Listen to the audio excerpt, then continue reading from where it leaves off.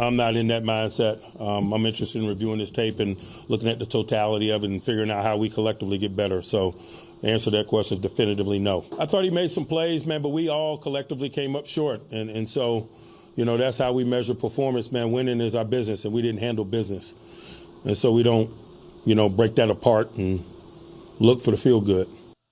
Now, look, Peter, you touched on this, and I really want to delve into it more deeply now. Trubisky was not playing well the first two games. He was not pulling the trigger on his opportunities. He was thinking too much. He was waiting too long. Somebody got the message to him because, and I wrote this last night before the game, the talk is growing within the building and clearly outside the building. Outside the building, they want to fire the offensive coordinator, Matt Canada. Folks, as I said yesterday, you don't have a backup offensive coordinator. You do have a backup quarterback. And if your receivers are saying they're open, that doesn't mean the play call is bad. That means the play execution is bad. So the obvious candidate for replacement is the quarterback. And somebody got the message through to Trubisky last night. You can't hold the ball. You can't deliberate. You have to assume these guys are open, even if they don't look open to you. For example, the George Pickens catch that we saw earlier, and we'll probably see again, because it was one of the best catches you will ever see. And the more you watch it, the more impressive it gets. As Pickens lays out backward, OBJ style, and makes a one-handed catch, falling to the ground while he's flat in the air, horizontal. This is incredible. You see the little moving out of the pocket, like Peter said, smart by Trubisky. And what the hell is that catch by George Pickens? So those guys are open even when they don't seem to be open. And that catch was as good as any you'll ever see watching football at any level. Now, Peter. Okay, so the Mike. problem is, go ahead. No, I was going to say, everybody is going to start talking about, comparing that to the Odell Beckham Jr. catch. And they should do that. This is why, now look, the Odell Beckham catch was for a touchdown. It was right on the goal line, tightly covered, a huge play in that game. So I get you want to make that a part of it. But on just the discussion, Andy's getting interfered with, But, I mean, that was an incredible catch. So again, I'm not trying to say that the Odell Beckham Jr. catch wasn't a great catch. I mean, wasn't one of the greatest catches in history, because it was. But I am going to make one point about this catch. And can we show this one more time? Yes. Watch the Pickens catch. This ball, Odell Beckham Jr. is looking at the ball the whole time. And George Pickens is looking over his shoulder. And then the ball just arrives, and he's got to both find the ball, just out of the corner of his eye, and then after he finds the ball, while diving, he's got to get the ball to come in somehow. So to me, it might be a harder catch, Mike, just simply because Odell Beckham Jr. basically can see the ball the whole time. And Pickens has got to just catch it out of the corner of his eye and then catch it. I don't think either catch is any more difficult than the other. But I do think that the circumstances of Pickens' catch, to me, makes it a harder catch.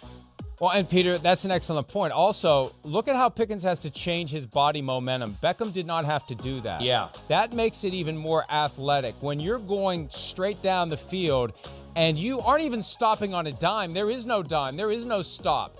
You are essentially in midair, twisting your body away from the momentum you generated by running down the field. That is the kind of athletic ability that very few human beings possess.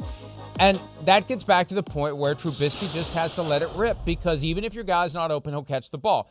But there was a play as the Steelers had the ball, the drive before the Browns methodically went down the field to score the touchdown that was really the dagger that made it 23-14. Deontay Johnson had a chance to make a less difficult but not easy catch.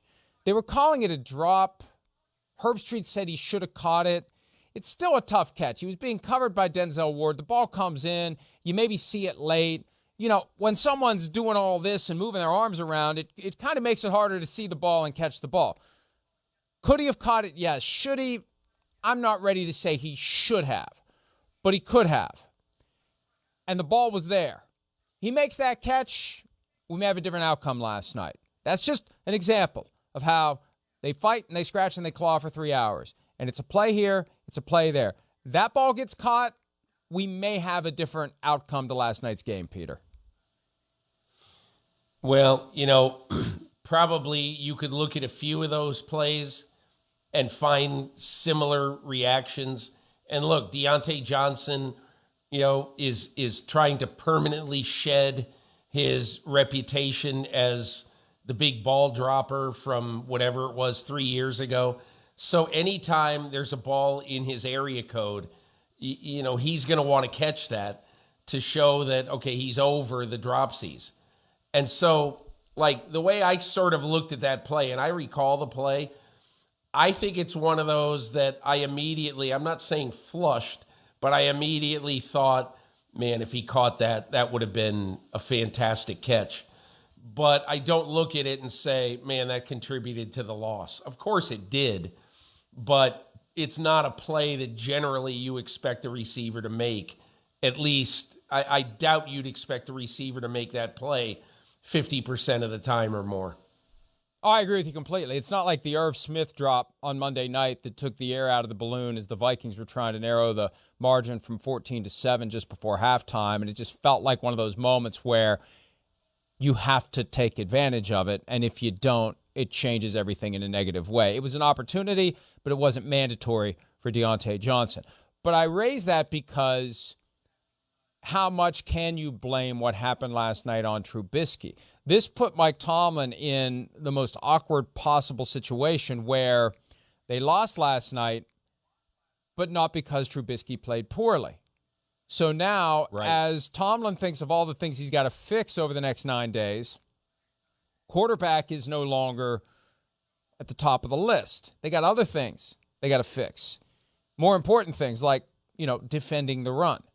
And so I understand why Tomlin continues to be so strident in his support of Mitchell Trubisky. Again, I don't know whether or not these are decisions made by him or higher up. Art Rooney, I think, keeps a spoon in the stew at all times that he deliberately wants no one to see. And at some point, it does become a business proposition. If your fans start to not show up for games, if your fans who don't go to the games anyway stop watching on TV, and they want Kenny Pickett, and they're loud about demanding Kenny Pickett, at some point you have to give them what they want because this is an entertainment business. I know it's a sport and there's all sorts of intricacies and X's and O's and this and that, but you want people to give their money, their time, and their attention to your product, and at some point they're going to revolt if they don't get what they want.